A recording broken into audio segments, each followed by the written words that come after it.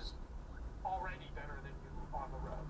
So the idea is that the expectation that it's got to be perfect or close to it, and that's what makes this so difficult to solve. And driving an electric. So if you think about this as a solution in most cities around the country, it already works very good, and it's only a matter of time till it works completely. So I think that when you use the software daily and you see how quickly it's learning, your perspective is very different than if you don't use the software or have never used the software at all. So it seems like most people who opine about it have never actually used it. It is funny that the biggest Tesla stock bear, Gordon Johnson, does not even want to try full self-driving himself. He says it is too dangerous, but you can go to a track, put your helmet on, keep your hands on the steering wheel, and be ready to take over at any moment.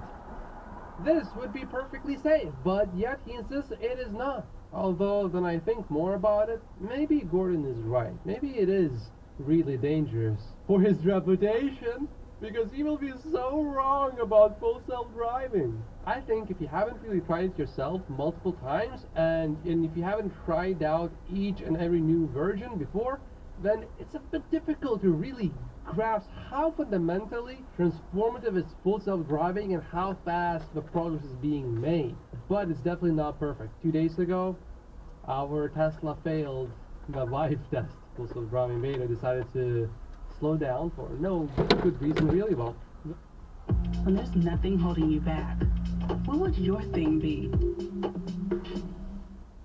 Full self-driving beta decided to slow down for no good reason really. Well, there was a traffic light on the left side and it was red, but that was only for a left turn and you could go straight, no problem. But there was no traffic light for going straight, so it was maybe for software that was a bit confusing, but for any human being I don't think it would have been really confusing. And then 30 seconds later it started slowing down again and I couldn't really figure out the reason for that over slowdown. So my wife demanded that I turn off full self-driving this time, or to be more exact, she didn't really demand that, but I asked her, do you mind if I keep driving on full self-driving mode this time? And she went, They just switched.